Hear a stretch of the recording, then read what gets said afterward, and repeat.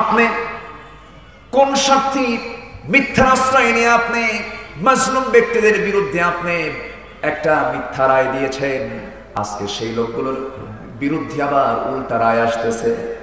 ঠিক কিনা বলেন? ঠিক কিনা?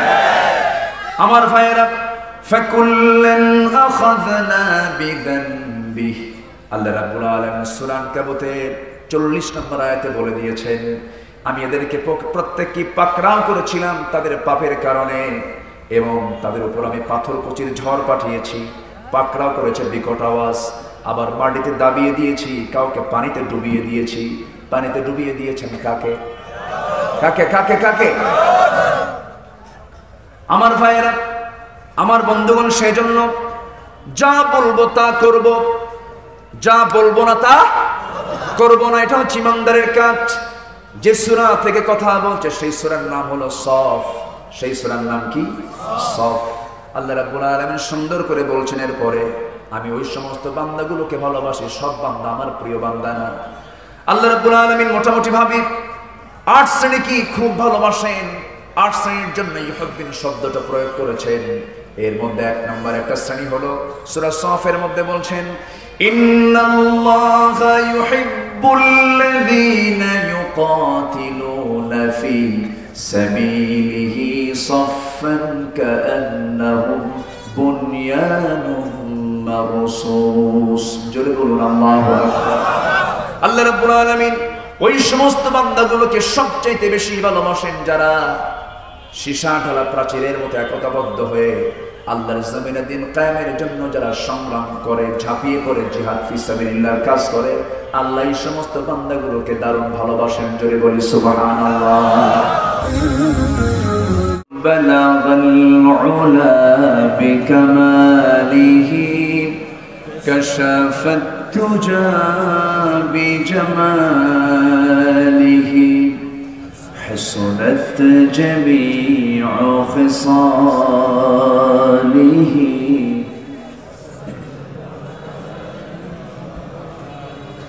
سراج الملة ترهي فخر دو عالم دلبار مولاه شريف الأنبياء نسخا كل أديان دغره بلغ العلا بكماله كشف التجى بجماله حسنت جميع خصاله।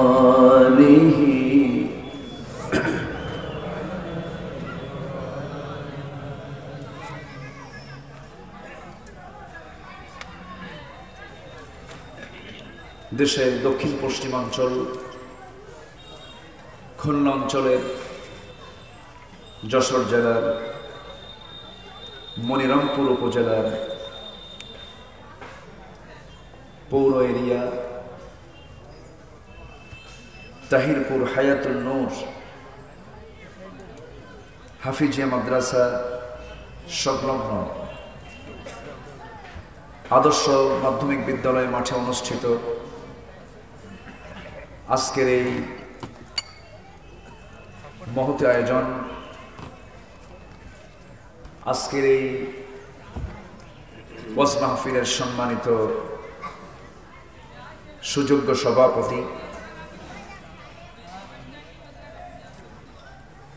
জনাব হারুন রশিদ মনু ভাই, দিনের বেলা অনুষ্ঠিত আজকের এই মহতি মাহফিলের সম্মানিত সুযোগ্য অনারেবল চিফ গেস্ট মনিরামপুর পৌরসভার পৌর পিতা, পৌর অভিভাবক, শিক্ষাবিদ অধ্যক্ষ কাজী মাহমুদুল হাসান, উপস্থিত কাউন্সিলর জনাব আসাদুজ্জামান মোড়ল সাহেব, কথা বলেছেন কাশীপুরের সম্মানিত পীর সাহেব প্রথিতযশ আলেম দ্বীন মাওলানা হাফিজুর রহমান, উপস্থিত হযরত উলামায়ে কেরাম, ফদলায়ে ইজাম, সুশীল সমাজ, জাতির শ্রেষ্ঠ সন্তান, শিক্ষক মণ্ডলী, জাতির বিবেক সাংবাদিক বৃন্দ, প্রশাসনের দায়িত্ব নিয়োজিত কর্মকর্তা বৃন্দ, সামনে উপস্থিত আজকের প্রোগ্রামের প্রধান আকর্ষণ, যাদেরকে নিয়ে আজকের এই সাজানো একটা আয়োজন, আমার প্রাণপ্রিয় সম্মানিত দ্বীনি ভাইরা, আড়ালে বসে আছেন শ্রদ্ধেয়া সম্মানিতা মা বোনেরা। আলোচনার সূচনায় আনুষ্ঠানিকতার মধ্য দিয়ে আমার পক্ষ থেকে আবারও দিল খোলা সালাম, আসসালামু আলাইকুম ওয়া রাহমাতুল্লাহি ওয়া বারাকাতুহু। সালামের জবাবটা শুনে মনে হচ্ছে দুপুরে লাঞ্চ হয়েছে কিনা, দুপুরে খাবার হয়েছে তো। আসসালামু আলাইকুম ওয়া রাহমাতুল্লাহ। যদি আমি আগে কমিটিকে বলে দিতাম যে আপনারা খাবারের আয়োজন রাখেন, তাহলে হয়তো এই কষ্টটা হতো না আপনাদের। অনেকে হয়তো পেটে হয়তো কষ্ট নিয়েও আছেন, এরকমও আছেন অনেকে। সম্মানিত ভাইয়েরা, কিন্তু আমরা এখানে এসেছি মূলত এমন একটি খোরাক নিতে, যে খোরাকটা হলো অমৃত স্বাদ, রুহের খোরাক, কোরআনের খোরাক, দ্বীনের খোরাক, ইসলামের খোরাক, ঠিক কিনা? সম্মানিত ভাইয়েরা, আজকের এই মাহফিল দিনের বেলা অনুষ্ঠিত হচ্ছে, এটা আল্লাহ পাকের খাস মেহেরবানি।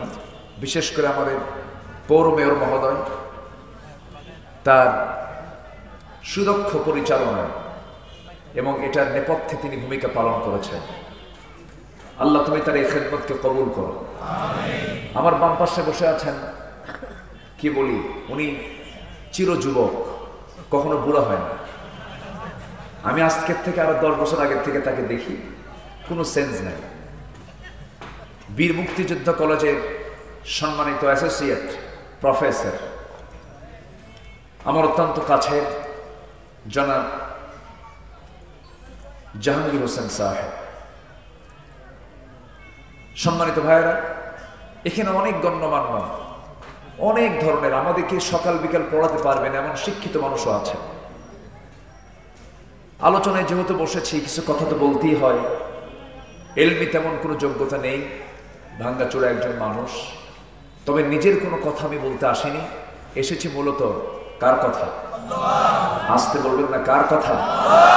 শ্রেষ্ঠ কথা কার? উত্তম কথা কার? মহা সুন্দর কথা কে বলেন? মহা সত্য কথা কে বলেন? আর সকল কথা তার সবগুলো আছে কোন কিতাবে? কোরআনে আছে। আমরা সে কোরআনকে সামনে নিয়ে বসেছি। একটা সূরার প্রথম দিকের 4টা আয়াত আমি তেলাওয়াত করেছি। আমি যেখানেই যাই চেষ্টা করি 2-3টা আয়াতকে সামনে রেখে কিছু কথা বলার জন্য। আমি কোনো মাহফিলে সামনে কোনো আয়াত না নিয়ে, হাদিস না নিয়ে কথা বলেছি আমার জানা মতে এমন কোনো রেকর্ড নাই। আমি চেষ্টা করি কোরআন থেকে কথা বলার, কারণ যে কোরআন থেকে কথা বলে সেই প্রকৃত সত্য কথা বলে। বটতলায় বক্তৃতা হয়, রাজনীতির মঞ্চে বক্তৃতা হয়, আগুন চড়ানো বক্তৃতা, মনে হয় এখন সবকিছু ফেটে যাচ্ছে, কিন্তু অন্তর সার শূন্য, কারণ তার মধ্যে কোরআন নাই। কি নাই? কোরআন। আমরা যা বলবো কোরআন দিয়ে বলবো, জোরে বলি ইনশাআল্লাহ। তাহলে রহমত নাজিল করবেন কে? আল্লাহ তাআলা। কোরআন সব জায়গায় থাকবে, কোরআন থাকবে না এমন কোনো জায়গা নাই। সব জায়গায় কোরআন বিফল না সফল? বিফল না সফল? সফল। সেই কালামে হাকিম থেকে আমি কিছু আয়াত আমি তেলাওয়াত করেছি, যে কালামটা আল্লাহ পাক আমাকে না দিলে আমি আমার সবচেয়ে প্রিয়জন আল্লাহকে চিনতাম না। আমার সবচেয়ে প্রিয়জনকে, আমার সবচেয়ে কাছের কে?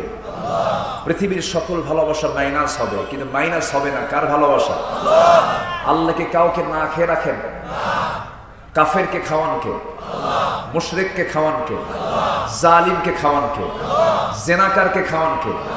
খুনিকে খাওয়ান কে? চোরকে খাওয়ান কে? ডাকাতকে খাওয়ান কে? রাতের আধারে দরজা লেগে দিয়ে দরজা শক্ত করে লাগায় দিয়া অন্ধকার রাতে দরজা লাগিয়ে দিয়ে মদের বোতল নিয়ে নারী নিয়ে মদ্যপান করছে, জেনা করছে, আর সেই ঘরের ভিতরে অক্সিজেন সরবরাহ করছেন কে? তিনি তো সেই আল্লাহ। তিনি যদি আমার আপনার মতো মেজাজি হতেন, অক্সিজেন বন্ধ, কি কথা কি বোঝা গেল? আমরা হরতাল করি না, কিছু হইলেই স্ট্রাইক বন্ধ, এই ওই শ্রমিক ধর্মঘট, জ্বালানি বৃদ্ধি, ভাড়া বৃদ্ধি করতে হবে, কত কি হয়। আল্লাহ যদি এরকম কিছু করতেন, উপায় ছিল? আসতে বলবেন উপায় ছিল? ওকাম কুকাম করে বান্দা, আর আল্লাহ নিজে তা ওকে বাঁচানোর জন্য অক্সিজেন সরবরাহ করে। আল্লাহ তাআলা সুযোগ দেন, ছাড় দেন, কিন্তু ছেড়ে দেন না, ঠিক কিনা? ছাড় দেন কিন্তু ছেড়ে দেন না। টাইম সামনে আসে না নাই? আমার আল্লাহর পরিচয় হলো মালিক ইয়াউমিদ্দিন। সূরা ফাতিহার 3 নম্বর আয়াত। বিচার দিবসের মালিক কে? আলহামদুলিল্লাহি রাব্বিল আলামিন। আচ্ছা, তিনি রব্বুল আলামিন। তিনি কি আবার? আর রহমান আর রহিম। এরপরে কি? সাবধান, মালিক ইয়াউমিদ্দিন। ছাড় দিছি, রহমান আমি, রহিম আমি, রব্বুল আলামিন আমি, কিন্তু বিচার দিবসের মালিকও আমি, ঠিক কিনা? 3 নম্বর আয়াতকে বলা যাবে না, শুধু রহমান নাম রাখলে মনে রাখলে হবে না। বিচারও তিনি করবেন, সূক্ষ্ম বিচার, সুষ্ঠু বিচার, সমতার বিচার, সঠিক বিচার কে করবেন? আল্লাহ করবেন। আমাদের বিচার তো ভেজাল। আমার ভাইয়েরা, সেই মহান রব্বুল আলামিন নিজের পরিচয় দিতে গিয়ে বলছেন, আর রহমান আল্লামাল কুরআন খালাকাল ইনসানা আল্লামাহুল বায়ান। তিনি রহমান, যিনি দয়া করে বান্দাকে কোরআন শিখিয়েছেন, কোরআন শিক্ষা দিয়েছেন। মানুষ সৃষ্টি করেছেন কে? আল্লাহ। এই পৃথিবীতে যত প্রাণী আছে 18,000 মাখলুকাত, ভুল কথা, অসংখ্য মাখলুকাত। শুধু 18,000 না, কিছু কিছু প্রজাতি আছে, শত শত প্রজাতি, অসংখ্য মাখলুককে সৃষ্টি করেছেন কে? আল্লাহ। স্থলভাগে প্রাণী বেশি না জলভাগে প্রাণী বেশি? জলভাগেই তো প্রাণী বেশি। জলভাগের এমন প্রাণী আছে যে প্রাণীর ওজন টনকে টন ওজন। খাবারগুলো খাওয়ান কে? আল্লাহ। খাবারগুলো সরবরাহ করেন কে? আল্লাহ। ওই সমুদ্রের জলভাগে এমন কিছু কিছু প্রাণী আছে যে সমস্ত প্রাণীর খাবারের দায়িত্ব পৃথিবীর কোনো মানুষ বহন করতে পারবে না। আল্লাহ রাব্বুল আলামিন এই সমস্ত প্রাণীর খাবারের ব্যবস্থা আল্লাহ রাব্বুল আলামিন সমুদ্রেই রেখে দিয়েছেন। আমি আশ্চর্য হয়ে যাই, একটা প্রাণী আছে যে প্রাণীর গায়ের শক্তি হলো 1700 হর্স পাওয়ার। বিশাল বড় বড় জাহাজকে আটকিয়ে দেয় তার পিছনের অংশ দিয়ে। নীল তিমি, যার ওজন হলো 120 টন পর্যন্ত। প্রতিদিন নীল তিমি তার মাকে, তার বাচ্চাকে 50 থেকে 60 টন দুধ পান করায়। একটু আস্তে করুন সুবহানাল্লাহ। কয়টা প্রাণীর কথা বললাম? একটা। 50 থেকে 60 টন দুধ পান করায় তার বাচ্চাকে প্রতিদিন। নীল তিমির কি খাদ্য গুদাম আছে? মানুষের আস্তে করুন, মানুষের খাদ্যের সোর আছে? বংশ আছে? খাদ্য গুদামও আছে, চোরও আছে। খাদ্য গুদাম লাগতো না। এই পৃথিবীতে মানুষ ছাড়া কোনো প্রাণীর খাদ্য গুদাম নাই। খাদ্যের কেউ মজুদ কোনো প্রাণী করে না। আমার বন্ধুগণ, শুধু একটা প্রাণীর কথা এসেছে, পিঁপড়া। সে খাবার কিছু মজুদ করে, এছাড়া পৃথিবীর কোনো প্রাণীর কোনো খাদ্য মজুদ নাই। জলভাগের কোনো প্রাণীর মধ্যে খাদ্য নিয়ে মারামারি নাই, কোন আন্দোলন নাই, না খেয়ে মরে যাওয়া নাই, কোনো দুর্ভিক্ষ নাই। স্থলভাগের বনাঞ্চলের দিকে যান, রয়্যাল বেঙ্গল টাইগাররা সেখানে আন্দোলন করে নাকি? না খেয়ে থাকে নাকি? একটা ছোট্ট পাখি আপনার আম গাছে বাসা বেঁধেছে, ছোট্ট আম গাছের বাসায় এসে থাকে। বাবুই পাখিটা, চড়ুই পাখিটা সুন্দর ছোট্ট নীড় থেকে সকালবেলা শূন্য পেটে বের হয়ে গেল। সন্ধ্যা যখন হয়ে যায় আল্লাহর জিকির করতে করতে কিচির মিচির করতে করতে ভরা পেট নিয়ে আসে তার বাসায় প্রবেশ করে, গন্ডগোল নাই। কিন্তু মানুষের মধ্যে আসতে বলবেন না, আছে না? এখন প্রশ্ন হলো কেন গন্ডগোল, কেন সমস্যা? ধরুন আমার দেশে যত সম্পদ আছে সকল সম্পদের 8%, সকল সম্পদের সমস্ত সম্পদ ম্যাক্সিমাম দখল করে রেখেছে 8% মানুষ, বাকি 92% মানুষ সম্পদ থেকে মাহরুম হয়ে আছে। 8% লোকের হাতে সমস্ত সম্পদ জিম্মি হয়ে আছে। আবার যদি গোটা পৃথিবীটাকে একটা গ্রাম মনে করেন, the whole world is a global village, গোটা পৃথিবী একটা গ্রামের মতো যদি মনে করেন, গোটা পৃথিবীর সমস্ত সম্পদের বিশাল একটা অংশ মাত্র 1.5 থেকে 2,000 মানুষ দখল করে রেখেছে। আমার বন্ধুগণ, এই সমস্ত অসমতা আমরা যে লক্ষ্য করছি, এই সমস্ত অসমতাকে দূর করার জন্য আল্লাহ তাআলার অর্থনীতির প্রয়োজন আছে না নাই? আসতে বলবেন না, আছে না নাই? পৃথিবীতে ইকোনমিক্স দু প্রকার, একটা হলো নর্মাল জেনারেল ইকোনমিক্স, আর একটা হচ্ছে ইসলামী ইকোনমিক্স। ইসলামী অর্থনীতি, ইসলামী অর্থ ব্যবস্থা, ইসলামী অর্থ ব্যবস্থার যদি সমাজে বাস্তবায়ন থাকতো, সমাজের ভারসাম্য ঠিক থেকে যেত। কারণ বছরে একটা বার তুমি যত টাকার মালিক হও না কেন, আমি আল্লাহ তোমাকে ফরজ করে দিয়েছি যাকাত তোমাকে দিতেই হবে। 100 টাকায় 2.5 টাকা, 100 টাকায় 2.5 টাকা দিতে হবে। 1 লক্ষ টাকায় 2,500 টাকা দিতে হবে। 1 কোটি টাকায় 2.5 লক্ষ টাকা দিতে হবে। কি মনে করে? নফল মনে করে না ফরজ মনে করে? আজকে অধিকাংশ গরিবরা যাকাতকে ফরজ মনে করে না জরিমানা মনে করে। কি মনে করে? জরিমানা। আল্লাহর কাম নাই, কাজ নাই, জরিমানা করছে। সম্মানিত ভাইয়েরা, আমরা মানব না আল্লাহর বিধান, শান্তি পাবো কেমনে? যে সম্পদ তুমি উপার্জন করেছো, সে সম্পদ যদি জনগণের কাজে না লাগে, ওই সম্পদের কোনো দাম আল্লাহর কাছে না, ঠিক কিনা? সম্মানিত ভাইয়েরা, সম্মানিত বন্ধুগণ, অনেক কথা আছে। আজকে আমরা আসর নামাজ একটু দেরি করে পড়বো, রাজি আছেন না ইনশাআল্লাহ? আবার এগুলো নিয়ে যেন আবার ফতুয়া না হয়, মানে মুক্তাজায় হালটা বুঝতে হয়, অবস্থার পরিপ্রেক্ষিতটা বুঝতে হয়। আবার দেখবেন যে এটা নিয়ে আবার তুলকালাম হবে, দেখো হুজুর নামাজ বাদ দিয়ে ওয়াজ শুরু করছে, এরকম বলার কিছু লোক আছে না নাই? আমরা আখের ওয়াক্তে না, আউয়াল ওয়াক্তেও না, আমরা মাঝামাঝি একটা ওয়াক্তে আমরা আসর সালাত আজকে আদায় করব। জোরে বলি, জোরে বলি ইনশাআল্লাহ। আমার কথা কি বুঝতে আপনাদের কষ্ট হচ্ছে?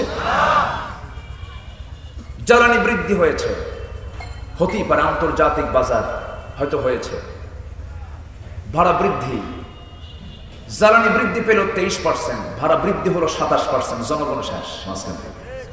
তাহলে বাড়লে তো পরিবহন সেক্টরের ভালো হয়। এই যে আমাদের একটা অসম আত্মকেন্দ্রিক যে একটা চিন্তা আমরা লালন করি, যাবেন আপনারা না থাকলে কেমন হয়? থাকবেন। জি, আমরা তার জন্য দোয়া করি, আল্লাহ তুমি তাকে দ্বীনের জন্য কবুল করে নাও। জোরে বলি আমিন। আপনারা কি কষ্ট পাচ্ছেন? আমার আলোচনা বুঝতে শুনতে কি কষ্ট হচ্ছে? আচ্ছা, সম্মানিত ভাইরা, আমরা কেন যেন একটা অস্বস্তির মধ্যে আমরা অবস্থান করছি। আমরা কেউ কিন্তু শান্তিতে নাই। কেউ কি শান্তিতে আছি? একাকী নাই, পরিবারে নাই, সমাজে নাই, প্রত্যেকটা জায়গায় কেন যেন একটা অশান্তি বিরাজ করছে এবং সিকিউরিটির দারুণ অভাব, নিরাপত্তা নেই বললেই চলে, এমনকি জুতার নিরাপত্তা নেই। সেদিন এক মাহফিলে গিয়েছিলাম চিটাগাঙে, ওয়াজ শুনে সবাই কাঁদলো, মোনাজাতে কাঁদলো। মাহফিল শেষে দেখি আমার মঞ্চে জুতা নাই। আমার মঞ্চে কি নাই? জুতা নাই। মানে মোহাব্বত করে নিয়ে গেছে নাকি? কি এগুলো? থাক, এভাবে থাক, পড়বে না। আমি এরকম ঝাঁকি মেরে ওয়াজ করি না, থাক, এভাবে থাক। অনেকে তো ওয়াজ করতে করতে টেবিলে ওঠে, আমার এই নেচার নেই। কষ্ট পাচ্ছেন নাকি আপনারা? ওয়াজ করতে করতে টেবিলে ওঠে না? সামনের মাইক টাইক নাই। বান্দর কয় যে তুই, আমি আর কি বান্দর, তুই টপ ক্লাস বান্দর, এরকম আছে না? নাই? আচ্ছা, সম্মানিত ভাইয়েরা, সম্মানিত উপস্থিতি, আমরা সব দিক থেকে পারিবারিকভাবে, মেয়েকে মাদ্রাসায় দিয়েছে, বাবা প্রবাস জীবনে আছে, বউটাকে রেখে চলে গেছে। পরিবারটা দেখো, বউটা এবার কি শুরু করছে? মোবাইল তো আছে মাশাআল্লাহ, মেসেঞ্জার, হোয়াটসঅ্যাপ, ইমো, ভাইবার, লাইন, এগুলো সবকিছু অন কইরা পরকিয়া শুরু করে দিছে। পরকিয়া কইরা ছেলের সঙ্গে যোগ সাজস করেছে। শেষ পর্যন্ত সেই মেয়েটা জানতে পেরেছে যে আমার মা এগুলো পরকিয়া করে। মেয়েটা বলি ফেললো, মা তুমি আমার আব্বার আমানতকে নষ্ট করছো, আব্বার হককে তুমি নষ্ট করছো। মেয়েটা কেন বলল? মেয়েটা কেন জানলো? পরকীয়ার ক্ষিপ্রতায়, পরকীয়ার তীব্রতায় এক পর্যায়ে ওই দুষ্ট ছেলেকে দিয়ে নিজের মেয়েকে ধর্ষণ করে হত্যা করা হলো। আজকে সামাজিক চিত্র এগুলো আমরা দেখছি। কেন? কি জন্য? সমাজে আজকে পরিপূর্ণ ইসলাম কি আছে? আসতে বলবেন না আছে? মসজিদ আছে না? মসজিদ কমছে না বাড়ছে? মাদ্রাসা কমছে না বাড়ছে? টুপিওয়ালা কমছে না বাড়ছে? দাড়িওয়ালা কমছে না বাড়ছে? চোর কমছে না বাড়ছে? খুন কমছে না বাড়ছে? সবই বেড়েছে। মানে আল্লাহ খুশি থাক, শয়তানও বেজার না হোক, এগুলো সব বন্ধ হয়ে যাবে। আমরা বিধান মেনে চলবো কার? কোরআনটাকে আংশিক মানবো না পুরোপুরি মানবো? পুরোপুরি মানতে হবে। সুবিধা অনুযায়ী মানলে পরে ওর পরিচয় হবে মুনাফিক। ওর পরিচয় কি হবে? মুনাফিক। কোরআনকে সুবিধা করে মানা যাবে না। আল্লাহ রাব্বুল আলামিন বান্দাকে ডাক দিয়ে বলছেন, বান্দারে তুমি আমার পবিত্রতা ঘোষণা করো, আমি একমাত্র তাসবিহ পাওয়ার, প্রশংসা পাওয়ার উপযুক্ত। সূরা সাফের মধ্যে মহান রব্বুল আলামিন বলছেন, সাব্বাহা লিল্লাহি মা ফিস সামাওয়াতি ওয়া মা ফিল আরদ ওয়া হুয়াল আজিজুল হাকীম। জোরে বলুন আল্লাহু আকবার।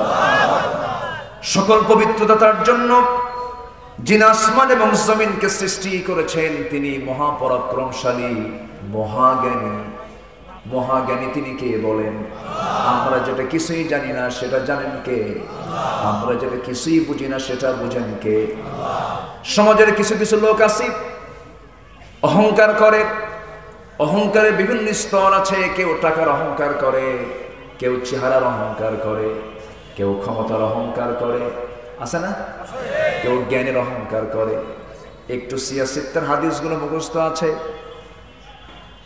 পড়াশোনা করে এমফিল পিএইচডি করেছেন, পড়াশোনা করেছেন, বড় অধ্যাপক হয়েছেন, পিএইচডি হোল্ডার হয়েছেন। একটু বড় জ্ঞানী হয়ে ছোট ছোট যে সমস্ত লোকগুলো তাদেরকে ছোট, স্বল্প জ্ঞান করে, তাদেরকে ছোট করে, আন্ডার এস্টিমেট করে, বলে যে ও কোনো জ্ঞানী হলো নাকি, ওর মধ্যে কিছু আছে। এরকম কিছু বলার লোক আছে না নাই? বলুন, আছে না নাই? আচ্ছা, না, যে যত বড় জ্ঞানী হবে সে তত বড় বিনয়ী হবে, আর যে যত বড় মূর্খ হবে সে তত বড় অহংকারী হবে। সকল পাপের মূল উৎস হলো তিনটা। আসতে নিয়ে আমি স্যারের সাথে কথা বলতেছিলাম। সকল পাপের মূল উৎস হলো তিনটা। আমি নাম্বার 1 যেটা বলবো সেটা হচ্ছে অহংকার। সেটা কি বলেন? সবচেয়ে বেশি সেজদা দিয়েছিল শয়তান, আজাজিল। সবচেয়ে আল্লাহকে খুশি করার জন্য সেজদা দিয়েছিল কে? এই শয়তান, ইবলিস। কিন্তু ইবলিস হয়ে গেল কেন? আবার ওয়াস্তাকবারা, অস্বীকার করলো, ওয়াস্তাকবারা, অহংকার করলো। বাস, সঙ্গে সঙ্গে তার কি হলো? পতন হয়ে গেল, ধ্বংস হয়ে গেল। অহংকার করা যাবে না। আমরা কার আকাশের নিচে? কার আকাশের নিচে? সে আকাশের নিচে থেকে তোমার অহংকার কিসের? তুমি কি আকাশের মালিক? তুমি কিসের অহংকার দেখাও? অহংকার বান্দার জন্য নয়। অহংকার কার জন্য?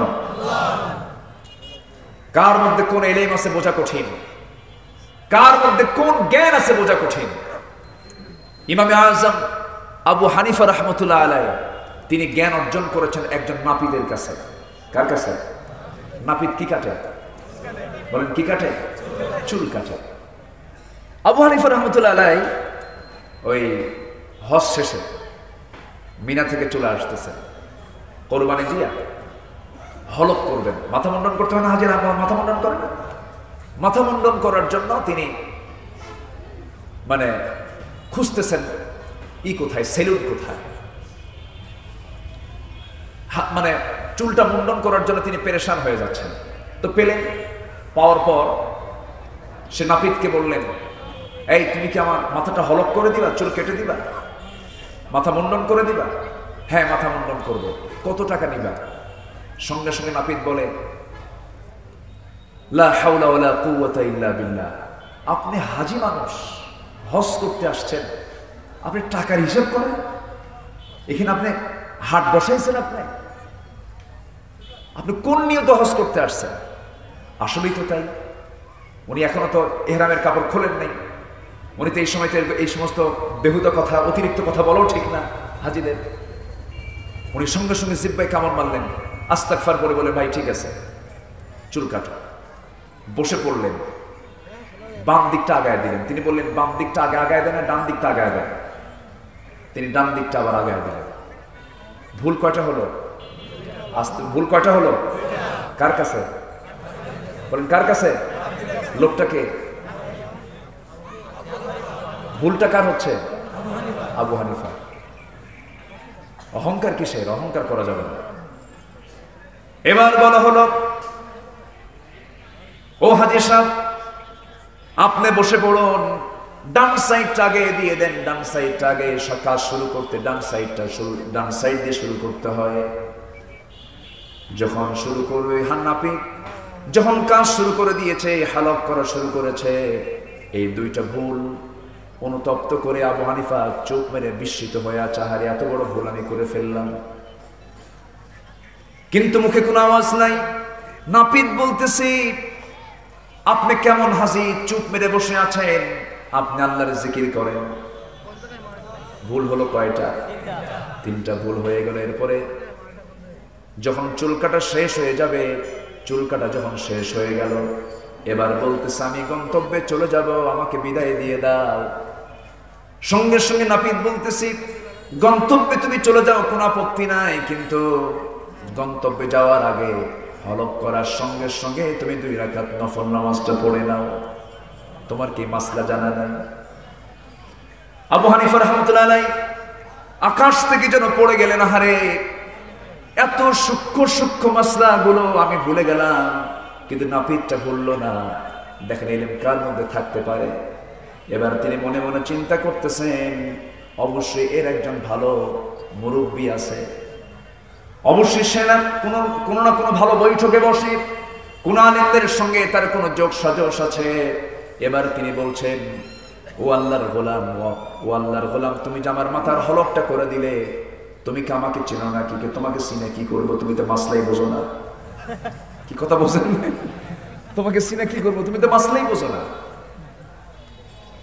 হজ করতে আসছো, তুমি তো মাসলা বোঝো না। সঙ্গে সঙ্গে আবু হানিফা বলছেন, ঠিক আছে, আমি তো তোমার কাছ থেকে কিছু শিখতে পারলাম, তবে তুমি এই সমস্ত মাসলা মাসাইল গুলো কার কাছ থেকে জেনেছো? সঙ্গে সঙ্গে বলা হলো, ও আল্লাহর পথের মেহমান, আল্লাহর ঘরের মেহমান, এই জনপদে একজন বড় তাবি আছেন, আতা বিন আবি রাবাহ, একজন বড় তাবিঈ রাহমাতুল্লাহ আলাইহি। তিনি আমাদেরকে মাঝে মাঝে সবাইকে নিয়ে বসে আমাদেরকে মাসলা মাসাইল গুলো শেখায় দেন। সঙ্গে সঙ্গে আবু হানিফা বলছেন, আহারে তোমার জীবনটা ধন্য হলো, এত বড় আলেমের তুমি ছাত্র হতে পেরেছো। সুবহানাল্লাহ। এবার তিনি বলছেন, ও নাপিত, ও আল্লাহর গোলাম, তুমি আমাকে চিনছো কিনা জানি না, আমি একজন অধম আল্লাহর অত্যন্ত নগণ্য গোলাম, আমি আবু হানিফা। আকাশ থেকে ভেঙে পড়ছে, আরে বাবা, আমি কার সামনে কত কই? আল্লাহু আকবার বলবেন। কার কখন কোন ভুল হয়ে যায়, অহংকার বান্দার জন্য নয়, ভুল হয় না কার? আসতে বলবেন, ভুল হয় না কার? আর ভুল স্বীকার করে না কে? শয়তান। ভুল স্বীকার করে না শয়তান। ভুল স্বীকার করে না শয়তান, আর ভুল হয় না কার? আল্লাহ। বান্দার ভুল হবে, এটাই হলো বান্দার যোগ্যতা। বান্দার কি যোগ্যতা? অহংকার করা যাবে না, আমরা অহংকার করবো না। জোরে বলি ইনশাআল্লাহ। চেয়ার পেয়েছেন, আজকে চেয়ার পেয়েছেন, কালকে চেয়ার থাকবে, তার কোনো গ্যারান্টি আছে? অতএব তাকাব্বুরি করে লাভ কি? ফেরআউন তো চেয়ার পেয়েছিল, পরে পানিতে চুবায় আল্লাহ মারছেন। সে আল্লাহ আছেন না নাই? আছেন না নাই? নমরুদ কত বাহাদুরি দেখিয়েছিল। নমরুদকে মশা দিয়ে বিদায় করেছেন। সুস্থ মশা না ন্যাংরা মশা? সুস্থ মশা না ন্যাংরা মশা? আল্লাহ ধরলে সময় লাগবে না। জুলুম দিয়ে, কুফর দিয়ে শাসন চলে, জুলুম দিয়ে শাসন চলে না। আমার কথা কি বোঝা গেল? জগতের শ্রেষ্ঠ সন্তান হচ্ছে আলেম ওলামা। যখন দেখবেন সমাজে আলেম ওলামার উপরে জুলুম বেড়ে যাচ্ছে, ভাবতে হবে অবশ্যই জালিমদের পতন খুব নিকটে, ঠিক কিনা? আলেমদের প্রতি সম্মান শ্রদ্ধা এটা থাকতে হবে। জগতের শ্রেষ্ঠ সন্তান হচ্ছে আলেমরা। আমি ছোটখাটো মানুষ, আমি কোনো আলেম না, আমার ভিতরে তেমন কোনো এলেম কালাম নাই, তবে আলেমদেরকে দেখলে শ্রদ্ধার চোখে আমরা দেখব। জোরে বলি ইনশাআল্লাহ। আল উলামা ওয়ারাসাতুল আম্বিয়া, আলেমরা হচ্ছে নবীদের ওয়ারিস, উত্তরাধিকারী। সম্পদ দিয়ে না, টাকা দিয়ে নয়, এটা হচ্ছে নবীদের যে রেখে যাওয়া দায়িত্ব, সেই দায়িত্ব পালন করবে হচ্ছে, নেতৃত্ব দেবে হচ্ছে আলেমরা। এবং বান্দার মধ্যে সবচেয়ে বেশি ভয় পায় আল্লাহকে আলেমরা, ঠিক কিনা বলেন? অতএব আলেমদেরকে আমরা সম্মান দেওয়ার চেষ্টা করব। জোরে বলি ইনশাআল্লাহ, জোরে বলি ইনশাআল্লাহ। সম্মানিত ভাইয়েরা, কথায় কথা বাড়ে। সকল পাপের উৎস কয়টা বলেছি আমি? 3টা। তার মধ্যে কয়টা প্রকাশ করেছি? 1টা। আরো আছে কয়টা? 2টা। আমার ভাইয়েরা, আবার এইদিকে আল্লাহ রাব্বুল আলামিন সূরা সফের ভিতরে এক শ্রেণীর বান্দাকে খুব বেশি ভালোবাসেন। কোন বান্দাকে বেশি ভালোবাসেন সেটা ফাইন্ড আউট করেছেন। তার আগে বান্দার কিছু চরিত্রের সংশোধন করার জন্য বলছেন, বান্দা, ওই বান্দারেরা, আমি তোমাদেরকে জানিয়ে দিচ্ছি, তোমরা সেই কথা বলতে যেও না যে কাজটা তোমরা করো না। আল্লাহ রাব্বুল আলামিন সুন্দর করে বলছেন, ইয়া আইয়ুহাল্লাযীনা আমানু লিমা তাকুলুনা মা লা তাফআলুন। ঈমানদারেরা, তোমরা সেই কথা কেন বলতে যাও যে কথা তোমরা আমলে করো না, আমলে নিয়ে আসো না। যেই কাজটা তোমার আমলে নাই সেই কথা তোমার বলার দরকার, আসতে বলবেন না, বলার দরকার নাই।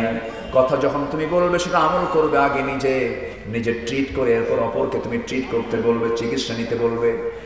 তুমি যা করো না তা তুমি বলো কেন? এটা কেমন অপরাধ? আল্লাহ দ্বিতীয় আয়াতে তারপরে আয়াতে বলছেন, কাবুরা মাকাতান ইনদাল্লাহ আন তাকুলু মা লা তাফআলুন। এটা সবচাইতে আল্লাহর কাছে গর্হিত কাজ, গর্হিত অপরাধমূলক কাজ। যা তোমরা বলো, যা বলো তা তোমরা করো না, এই কাজটা ইমানদার কখনো করতে পারে না। ইমানদারের মুখ এবং ভিতরটা সম্পূর্ণ সমান থেকে যাবে। মুখে যা বলবে অন্তরে তাই সে পোষণ করবে। মুখ এবং ভিতরটা যার মিল থাকবে না, আল্লাহর ভাষায় আল্লাহ রাব্বুল আলামিন তাদেরকে টাটকা মুনাফিক বলে সম্বোধন করেছেন। ইন্নাল মুনাফিকিনা লাকাযিবুন। মুনাফিকরাই হতে পারে সবচাইতে বড় মিথ্যাবাদী। আমার দেশে সত্যবাদী লোক বেশি না মিথ্যাবাদী লোক বেশি? বলেন বলেন বলেন। অধিকাংশ সাক্ষীগুলো কি সত্য না মিথ্যা? সম্মানিত ভাইয়েরা, মিথ্যা নিয়ে যারা রায় দেবে তাদেরও এক সময় একটা পতন আসবে। আসবে না? আসবে না? আসবে। পাপের কারণে আল্লাহ বলছেন, আমি তাদেরকে পাকড়াও করে ফেলেছি, আমি তাদেরকে ধরে ফেলেছিলাম। পাপ করবেন, পাপ আপনাকে ধরে ফেলবে। আল্লাহ রাব্বুল আলামিন বলেন, বালা মান কাসাবা সাইয়্যাতান ওয়া আহাতাত বিহি খাতিআতুহু উলাইকা আসহাবুন নার হুম ফিহা খালিদুন। জোরে বলুন আল্লাহু আকবার। তুমি পাপ করবে, পাপ তোমাকে ঘেরাও করে ফেলবে। যে বিড়ি খায় ঠোঁটে তার চিহ্ন আছে না নাই? আসতে পারেন কেন? ঠোঁটে তার চিহ্ন আছে না নাই?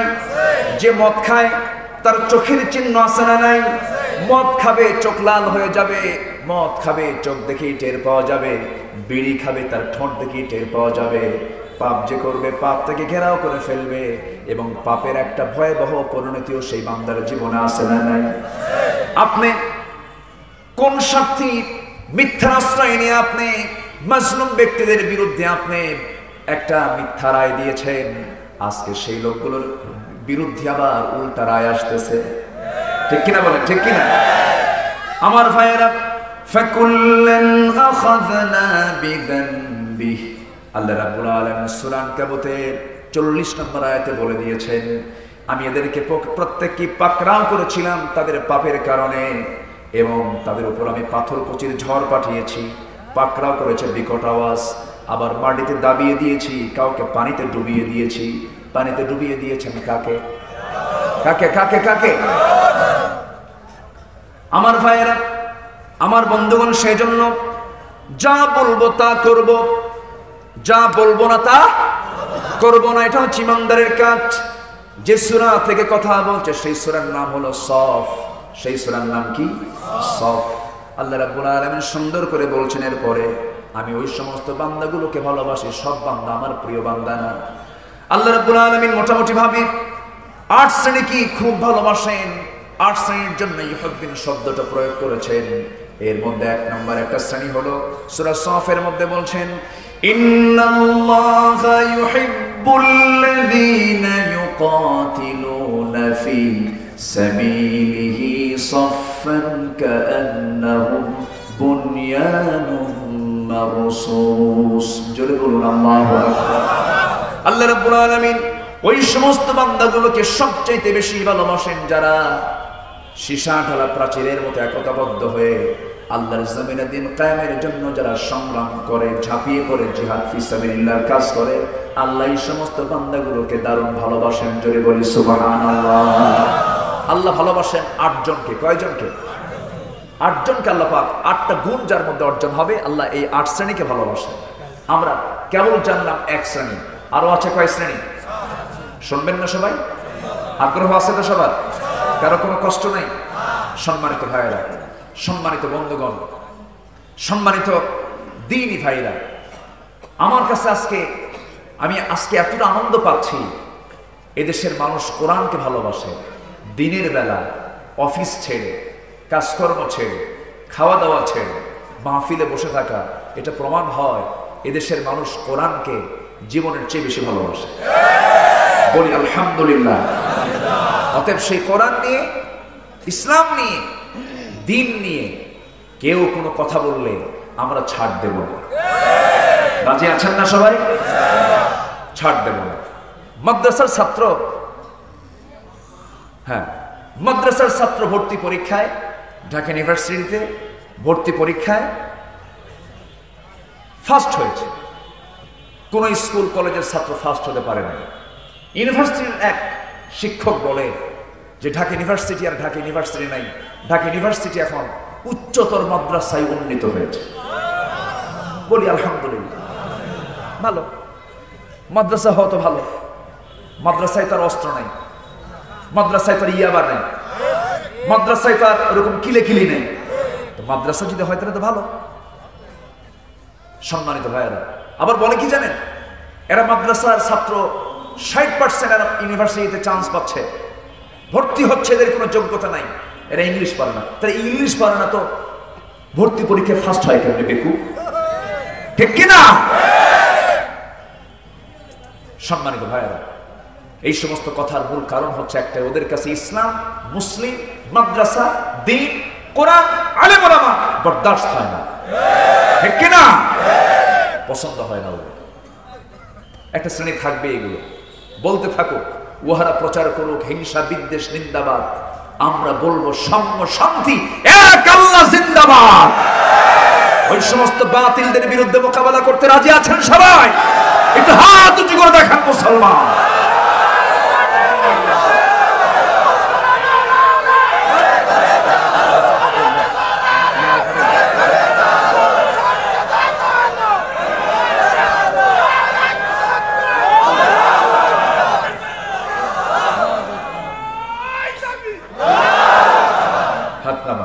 কষ্ট পাচ্ছেন?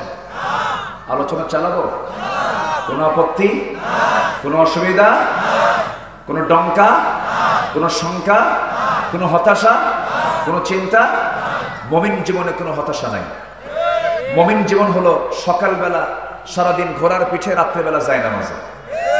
আমাদের ঘর হলো আসমানের নিচে, ঠিক কি না? আমরা এক ছাদের নিচে অবস্থান করছি, আমাদের এত টেনশন নাই। আমাদের টেনশন হলো আমাদের আমল নামা নিয়ে। আমাদের কি আমল নামা নিয়ে। সন্তানদেরকে আমরা সেইভাবেই গড়ে তুলব। সন্তানদেরকে আমরা গড়ে তুলব ইসলাম দিয়া। কি দিয়া?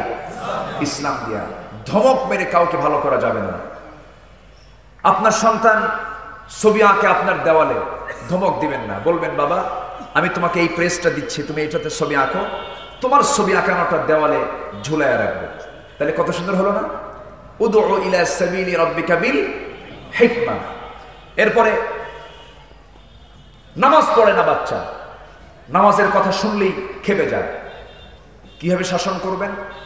পিটায়া না, বলতে হবে বাবা তুমি আমার ছেলে, আমি তোমার বাবা, ও তোমার মা, আমরা একসঙ্গে থাকি, একসঙ্গে একই পরিবারে থাকি। তো মরে যাওয়ার পর যারা জান্নাত পাবে তারা নামাজি হবে, আর যারা জাহান্নাম পাবে তারা কি হবে? বেনামাজি হবে। বাবা তুমি কি আমাদের সাথে আখিরাতে জান্নাতে একসঙ্গে থাকবা, না তুমি জাহান্নামে যাবে? কি করবা? যদি আমরা জান্নাতে যাই তাহলে নামাজ পড়তে হবে। তাহলে এই আদর করে দাওয়াতটা শাসনের চাইতে খারাপ হলো না ভালো হলো? আসতে খারাপ হলো না ভালো হলো? ভালো হলো। পড়াশোনা করে না, খালি খেলে, এরকম আছে না? আমাদের কাছে বলে হুজুর একটু ভালো করে দোয়া করে। দোয়া করে কি করবে? দোয়া তো আছেই, টেকনিক অবলম্বন করতে হবে। শুধু খেলে, বলতে হবে বাবা তুমি খেলো, তোমাকে খেলতে কোনো মানা করবো না, তুমি খেলতে থাকো। বাবা তুমি এই পড়াটা শেষ করে তুমি খেলতে যাও। তাহলে কি কোনো সমস্যা আছে?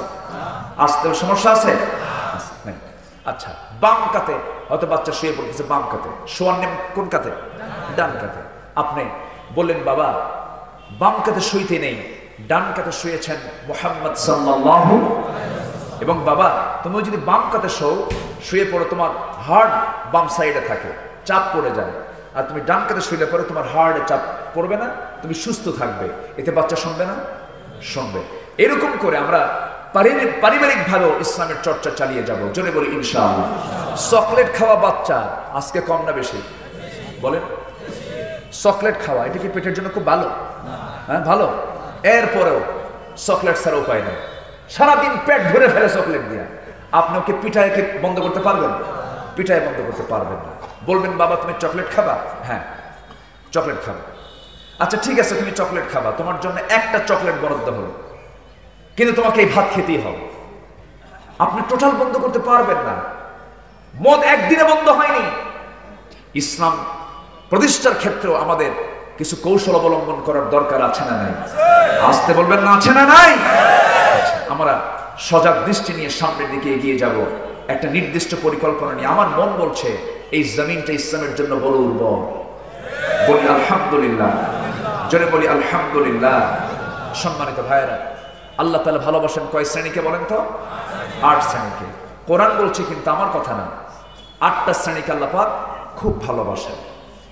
আমার ভাইয়েরা, আমি একটা শ্রেণী বলেছি, যে শ্রেণীটা সংগ্রাম করবে আল্লাহর পথে, এবং কবরে এমন কোন বান্দা নাই যে বান্দাকে আল্লাহ রাব্বুল আলামিন প্রশ্ন করবেন না। তবে 5 শ্রেণীর বান্দাগুলোকে, 5টা শ্রেণীকে আল্লাহ রাব্বুল আলামিন কোনো প্রশ্ন করবেন না, তাদেরকে কোনো আযাবও দিবেন না। এপারে দুনিয়া, ও পারে সোজা বান্দা জান্নাতে ঢুকে যাবে।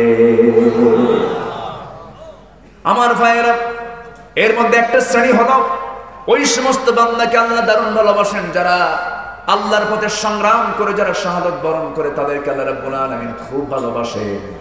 আমার বন্ধুগণ, ওই সংগ্রাম করতে গিয়ে যে বান্দা শাহাদাত বরণ করে, আল্লাহ রাব্বুল আলামিন কবরে তাকে কোনো প্রশ্ন না করে সোজা জান্নাত দিয়ে দিবে। আমার বন্ধুগণ, আমার ভাইরা, জান্নাত পাওয়ার জন্য শাহাদাত হলো জান্নাতে যাওয়ার রাজপথ। কোন বান্দা যদি কোন প্রশ্নের সম্মুখীন না হতে চায়, কবর আযাবের যদি সম্মুখীন না হতে চায়, সে যেন শাহাদাতটা বেছে নেয়। আমার বন্ধুগণ, প্রত্যেকটা সাহাবীর হৃদয়ে লালন ছিল, তারা শাহাদাতের তামান্না রাখতেন। যদি কোনো বান্দার ভিতরে শাহাদাতের তামান্না 16 আনা থেকে যায়, তার মৃত্যু যদি বিছানায় হয়ে থাকে, আল্লাহ পাক তাকে শহীদের দরজা দিয়ে দেন। এমনকি তামান্না রাখা যায় না? এমনকি তামান্না রাখা যায় না? তামান্না রাখতে হবে, তাহলে কবরে কোনো প্রশ্ন এবং আল্লাহ ওই শ্রেণীকে খুব বেশি ভালোবাসে। আমার বন্ধুগণ, এমন কোন পয়গম্বর নাই যে পয়গম্বররা শাহাদাতের তামান্না রাখেন নাই। বিশেষ করে ইউসুফ আলাইহিস সালাতু ওয়াস সালাম, জাকারিয়া আলাইহিস সালাতু ওয়াস সালাম, নূহ আলাইহিস সালাতু ওয়াস সালামের ইতিহাস আপনি ঘেটে দেখেন, ইয়াহইয়া আলাইহিস সালাতু ওয়াস সালামের ইতিহাস ঘেটে দেখেন, আম্মে কেরামদের ইতিহাস ঘেটে দেখেন। সমস্ত পয়গম্বররা, সমস্ত সাহাবে কেরামদের মূল তামান্না ছিল শাহাদাত অর্জন করা, শাহাদাতের তামান্না রাখা। মাম্মাতা ওয়া লাম ইয়াকযু ওয়া লাম ইয়াহদিস বিহি নাফসুহু ফামাতা আলা শুআবাতিন মিনান নিফাক। যে ব্যক্তি মরল জিহাদের তামান্না রাখলো না অথবা জিহাদ করলো না, সে ব্যক্তির মরণ হলো মুনাফিকের মরণ। জোরে বলুন নাউজুবিল্লাহ, আরো জোরে বলুন নাউজুবিল্লাহ। সাহাবে কেরাম দিন গ্রহণ করেছেন। দিন গ্রহণ করা মানে হলো নিজের জীবনকে হিংস্র জন্তুর সামনে সঁপিয়ে দেওয়া, বন জঙ্গলে নিজেকে ছেড়ে দেওয়ার নাম হলো ঈমান গ্রহণ করা। আপনি যেদিন ঈমান গ্রহণ করবেন, সঠিক ঈমান গ্রহণ করবেন, আপনার শত্রু থাকবে কি থাকবে না? আসতে থাকবে কি থাকবে না? আমার নবীজি কারো জমির আইল ঠেলেছিলেন নাকি? কাউকে বাজে কথা বলেছিলেন নাকি? কটু কথা বলেছিলেন নাকি? অন্যের সম্পত্তি দখল করেছিলেন নাকি? কিছুই করলেন না। বরঞ্চ তিনি ছিলেন আমানতদার, সত্যবাদী এবং সবার কাছে তিনি প্রশংসিত ছিলেন। কিন্তু লোকটা এত বড় খারাপ হয়ে গেল একটা শ্রেণীর কাছে কেন? সেই খারাপ হওয়ার মূল কারণ হলো রাসূল বলেছেন, এই জমিনটা যার আইন চলবে তার। ঠিক কিনা বলেন? আমার নবীজি মক্কার মাটিতে এই দাওয়াতের কাজ যখন শুরু করলেন, দাওয়াতের কাজ শুরু করা মাত্রই শুরু হলো বিভিন্ন প্ল্যান, ষড়যন্ত্র, বিভিন্নভাবে রাসূলকে কোণঠাসা করার জন্য চক্রান্ত শুরু হয়ে গেল। রাসূল কি পিছপা হয়েছেন না এগিয়ে গিয়েছেন? পিছপা হয়েছেন না এগিয়ে গিয়েছেন? আমরা কি পিছপা হব? আমরা কি পিছপা হব? বুক দেব, পিঠ দেব না। রাজি আছেন সবাই? জীবন দেব, কল্লা দেব, কল্লা দিয়ে দেব, কিন্তু আল্লাহ ছাড়বো না। রাজি আছেন না? কিন্তু অনেক বাস্তবতার সম্মুখীন হতে হবে। আপনার ভাই আপনার বিরোধী হবে, আপনার বাপ আপনার বিরোধী হবে, আপনার প্রতিবেশী আপনার বিরোধী হবে। যখন দেখবেন আপনার ভাই আপনার বিরুদ্ধে যাচ্ছে, ইউসুফ আলাইহিস সালামের কথা ভাববেন। ইউসুফ আলাইহিস সালামকে কূপে ফেলে দিয়েছিল কারা? বলেন কারা? কি গ্রামের ভাই? হ্যাঁ, আপন ভাই। সবগুলো একসাথে বলল ইউসুফকে কূপের মধ্যে ফেলে মেরে ফেলো। সবাই জোর করে ধরে কূপের মধ্যে দিল ফেলে। কূপের মধ্যে পড়লেন, একদিক দিয়ে ঢুকলেন, আরেক দিক দিয়ে তিনি দেশের প্রধান হয়ে বের হয়ে আসলেন। আল্লাহু আকবার বলবেন না? তাহলে ভাই বিরোধী হতে পারে, তার প্রমাণ হচ্ছে ইউসুফ আলাইহিস সালাম। নিজের বাপ হতে পারে না? বাপ হতে পারে না? চাচা হতে পারে না? ইব্রাহিম আলাইহিস সালাম, ইব্রাহিম আলাইহিস সালামকে মূর্তি ভাঙ্গার অপরাধে তাকে ফেরাউনকে, নমরুদের আদালত আগুনে পুড়ে মারার অর্ডার দিয়ে দিল। গোটা দেশবাসীকে জানানো হলো আগুনে নিক্ষেপ করবে কে, ওই চরকিতে হাত দেবে কে? ডাকা হলো তার নিজের জন্মদানকারী বাপকে। বাপ যখন এসে চরকিতে তুলে তাকে ফেলে দিচ্ছে, ইব্রাহিম আলাইহিস সালাম বলছেন, আল্লাহ, গোটা পৃথিবীর মানুষ সব একদিকে গেলেও জন্মদানকারী পিতা তো অন্তত পক্ষে থাকে, সে বাপটা আমার পক্ষে নাই। আল্লাহ তুমি তো আছো। ইব্রাহিম খলিলুল্লাহ, যখন আল্লাহু আকবার। তার নাম কি? ইব্রাহিম খলিলুল্লাহ, আল্লাহর বন্ধু। তিনি কার বন্ধু হয়েছেন? আল্লাহর বন্ধু হয়েছেন। নিজের বউ কথা শোনে না, এরকম আছে না? তখন যেতে হবে নূহ আলাইহিস সালামের দিকে। বউ ছিল আরেক ভিন্ন জাতের, লূত আলাইহিস সালাম, ইমরাতা লূত ও ইমরাতা নূহ। এদের এই দুই নবীর বউ কাফেরদের সঙ্গে যোগ সাজস রাখত। নবীর বউ, বউ খারাপ হলেও হতাশ হওয়া যাবে না, দেখতে হবে নবীর বউ খারাপ ছিল। ঠিক কিনা? ছেলে খুব বজ্জাত, ছেলে খুব দুষ্ট। নবীর ছেলে দুষ্ট আছে না নাই? আসতে বলবেন না, আছে না নাই? কোন নবীর ছেলে? বেটা কেনা, আয় আয়, ঈমান মহাপ্লাবন হবে, সব ধ্বংস হয়ে যাবে, সব শেষ হয়ে যাবে। বলে, আব্বা তুমি যাও, তুমি যাও, তুমি আমার ভুল কিছু বলো, তুমি বুঝো না। কান্দে, বাপ ছেলের জন্য বাপ কান্দে না? কান্দে। আল্লাহ বলতেছেন এই নূহ কান্দো কেন? আল্লাহ আমার তো বেটা হয়। ইন্নাহু লাইসা মিন আহলিক, নিঃসন্দেহে সে তোমার আহাল নয়, ঈমান নয়, তার কোনো মূল্য নাই পরিবারে, ঠিক কি না? আস্তে করে তিনি কেটে গেলেন। সম্মানিত ভাইরা, আমার আপনার সম্পর্ক হবে ঈমানের ভিত্তিতে। কিসের ভিত্তিতে? ঈমানের ভিত্তিতে। যখন দেখবেন আপনার প্রতিবেশী আপনার বিরুদ্ধে ষড়যন্ত্র করতেছে, আপনার জায়গা দখল করতেছে, আপনাকে হত্যার হুমকি দিচ্ছে, আপনাকে দেশ থেকে বের করে দেওয়ার ষড়যন্ত্র করছে, তখন ভাবতে হবে আমার নবীর কথা। আমার নবীর জীবনে এমন আছে না নাই? আমার ভাইয়েরা, আমার নবীজিকে শেষ পর্যন্ত কাফির মুশরিকরা তাকে মক্কায় থাকতে দিল না। অত্যাচার নিপীড়ন শুরু হয়ে গেল, জুলুম নির্যাতন নিপীড়ন শুরু হয়ে গেল। আমার রাসূলকে দুনিয়া থেকে বিদায়ের মাস্টার প্ল্যান পর্যন্ত তারা করে ফেললো। নবীজির দাওয়াতি কাজ বন্ধ হলো, দলীয় নিবন্ধন বাতিল হয়ে গেল। সাহাবীরা বের হতে পারেন না, আমার নবীজিও বের হতে পারেন না। নবীজির নেশা ছিল দাওয়াতি কাজ, দাওয়াতি কাজটা তিনি চালাবেন, চলমান রাখবেন। কোথায় যাবেন তিনি? মাস্টার প্ল্যান করলেন, আমি সোজা এখন একাকি চলে যাব তায়েফের ময়দানে। তায়েফের ময়দানে গিয়ে কালিমার দাওয়াত দিতে লাগলেন। কালিমার দাওয়াত দিতে নিয়ে যখন তিনি বললেন, তোমরা বলো লা ইলাহা ইল্লাল্লাহু মুহাম্মাদুর রাসূলুল্লাহ, এই কালিমার দাওয়াত দেওয়া মাত্রই সঙ্গে সঙ্গে ওই তায়েফের উচ্ছৃঙ্খল কিছু ছেলে পেলে রাসূলকে লেলিয়ে দিল। রাসূলের পেছনে লেলিয়ে দেওয়ার সঙ্গে সঙ্গে চিকন চিকন পাথর যখন নবীজির কচি, নবীজির নরম দেহে যখন নিক্ষেপ করা হচ্ছিল, ফিনকি দিয়ে রক্ত পড়া শুরু হয়ে গেল। মাথা রক্তগুলো গড়ে গড়ে পা পর্যন্ত চলে এলো, জুতার তলার সঙ্গে পায়ের তলার জামাত বেঁধে গেল। আমার নবীজি রক্ত শূন্যতে পড়ে মুখ থুবড়ে জমিনে পড়ে গেলেন। নবীর পাশে কেউ নাই। আমার নবীজি মুমূর্ষ অবস্থা, চরমাহত হয়েছেন। সমস্ত তায়েফের লোকেরা ভেবেছে মনে হয় মুহাম্মদ বিন আব্দুল্লাহ মারা গেছে। আমার নবীজি কিছুক্ষণ পর হুঁশ ফিরে পেলেন।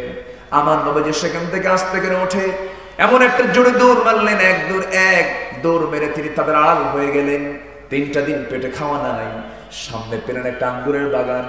আঙ্গুর বাগান পাওয়া মাত্র সোজা ঢুকে গেলেন আঙ্গুর বাগানের ভিতরে।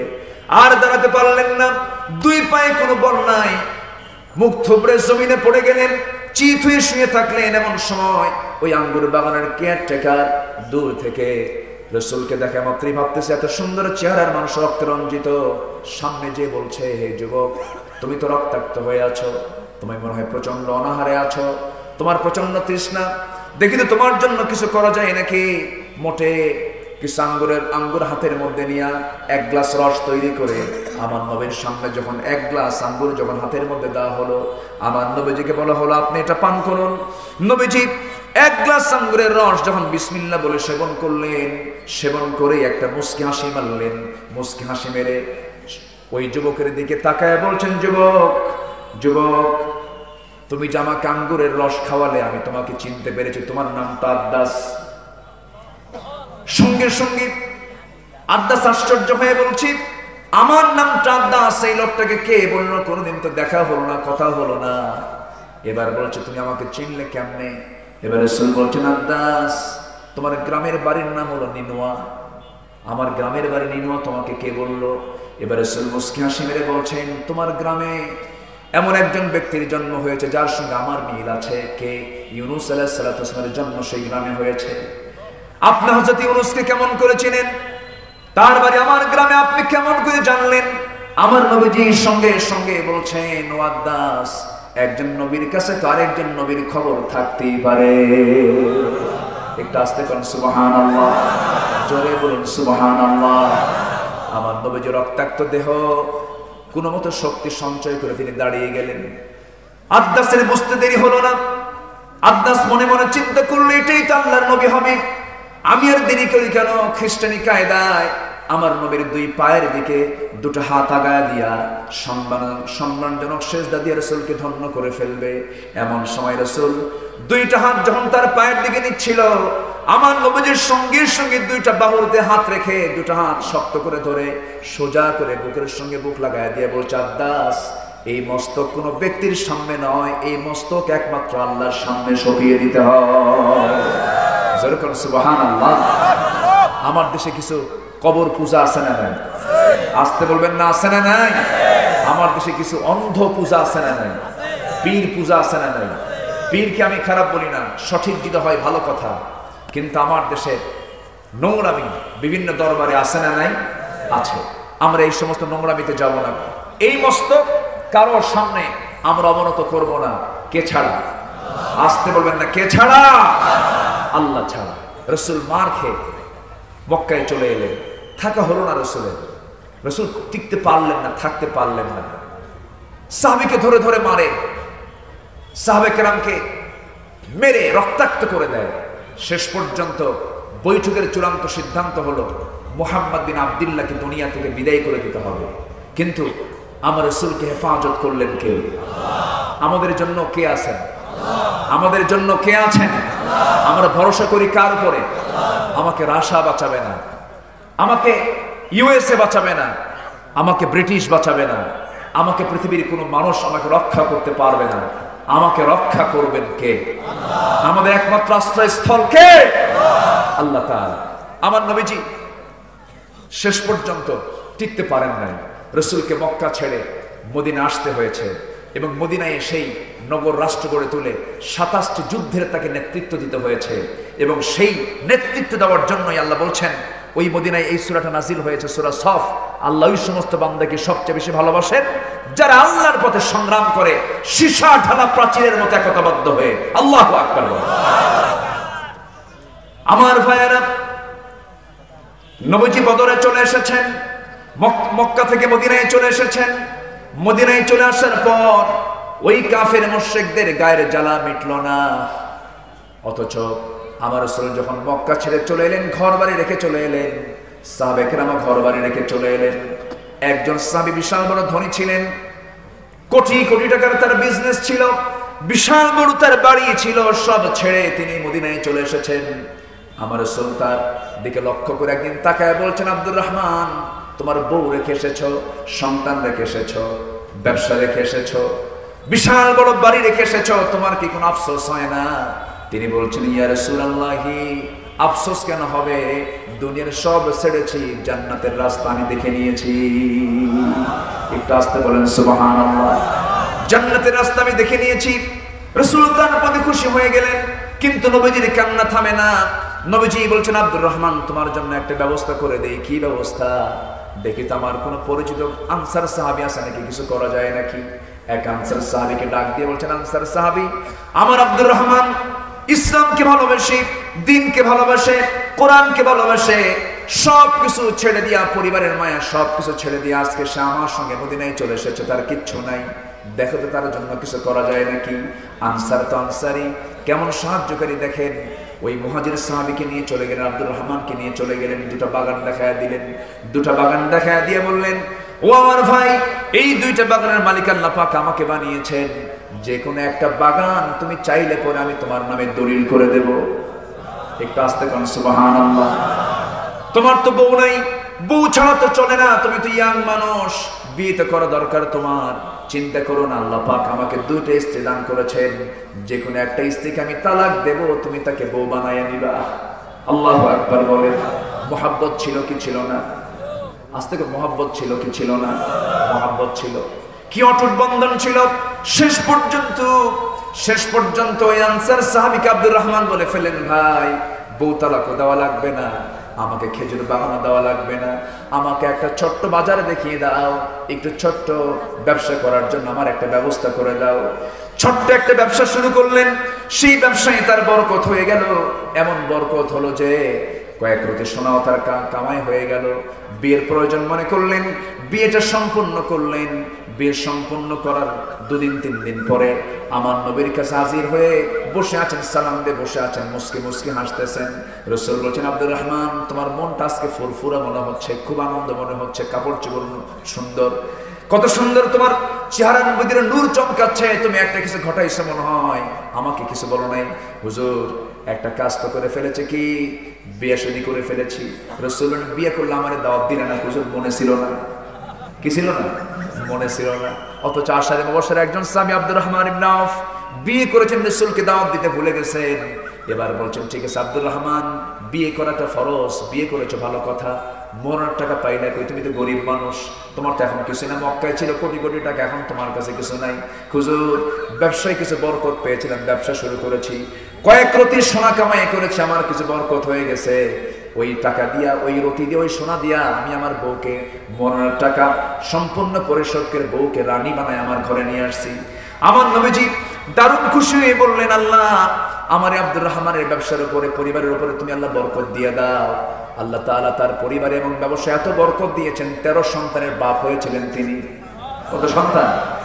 আজকে ধনীদের সম্পদ আছে কিন্তু বাচ্চা নাই, আর গরিবের সম্পদ নাই কিন্তু বাচ্চা মেলাগুলো, ঠিক কিনা বলেন?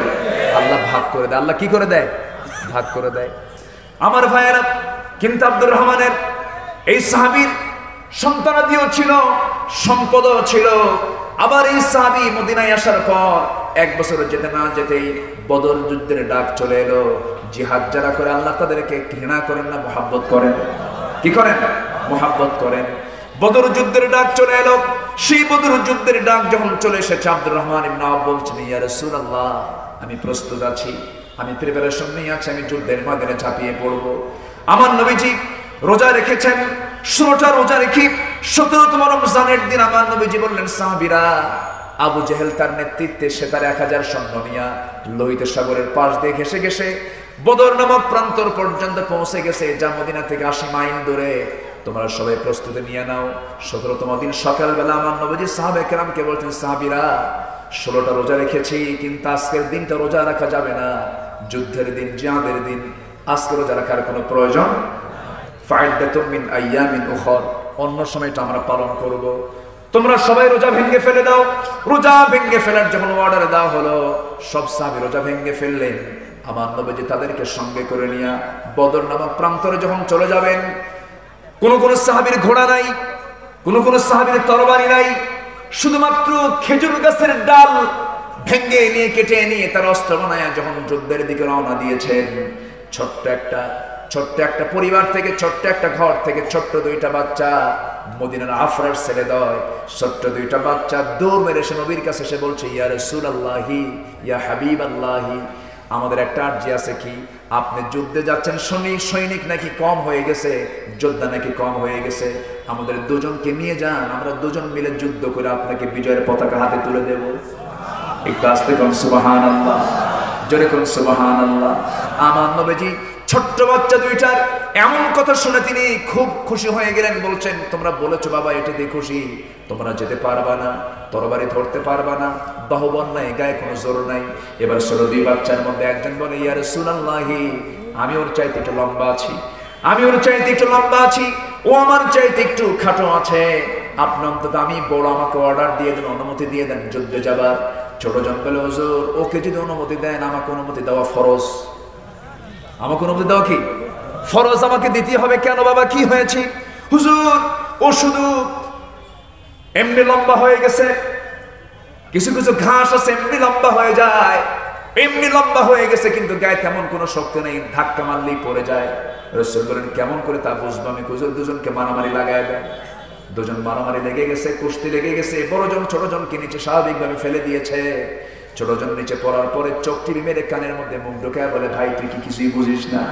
জোরে করে আল্লাহু আকবার। একটু আমারে বোঝার চেষ্টা কর। খাই একসঙ্গে, ঘুমাই একসঙ্গে, খেলাধুলা একসঙ্গে, সবকিছু একসঙ্গে, অথচ তুই আজকে স্বার্থের মতো একা একা যুদ্ধে যাবি। আমাকে যাওয়ার ব্যবস্থাটা করে দে ভাই। গায়ের শক্তি কমায় দেওয়া হলো, বুকের উপরে বসে বলছেন, হুজুর দেখেন হারায় দিছি। আমার নবীজি মুস্কি হাসেন, আরেকদিকে চোখের কোনা বেয়ে টপ টপ করে পানি পড়া। আরে ছোট্ট বাচ্চারা জিহাদ বোঝে, আর মুনাফিকরা বুড়া হয়ে জিহাদ বোঝে না, ঠিক কিনা? কিছু বুড়া বান্দর আছে না নাই? কিছু বুড়া মুনাফিক আছে না নাই? মসজিদের কোনায় বসে থাকে, দেখেন আমি শুধু ওয়াজ পারি, সব মুখস্থ হয়ে আছে। আমার সঙ্গে কি সবাই সময় দিবেন? আজকে থাকতে রাজি আছেন তো? একজন লোক মোনাজাত ছাড়া যাওয়া যাবে না। একসঙ্গে দোয়া করবো। মাজলুমদের জন্য দোয়া না করলে সে লোকটা কৃপণ। অনেক মাজলুম আছে না নাই? অসহায় লোকগুলো আছে না নাই? যারা থাকার কথা কোরআনের মঞ্চে, তারা চার শিকের ভিতরে থাকার কথা ছিল না।